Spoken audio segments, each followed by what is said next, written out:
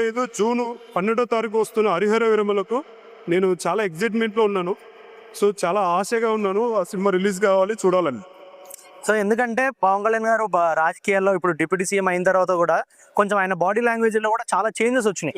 So ఇప్పుడు ఈ cinema కోసం ఆయన ఏమన్నా వర్కౌట్ లో సంథింగ్ ఏమైనా చేసి ఉండొచ్చు అనుకుంటున్నారా? చేసి ఉండొచ్చు అన్న, ఎందుకంటే ఆ సినిమాలో కొంచెం గ్లామరస్ గా కొంచెం బాడీ అవును. ఫిట్నెస్ గా కనపడ్డాడు. అవును. ఈ మధ్య కొన్ని మన అదైతే కుంభమేళకి కుంభమేళకి వెళ్ళినప్పుడు కొంచెం బాడీ అనేది బయటపడింది ఫ్యామిలీ బ్యాక్ మాదిరి.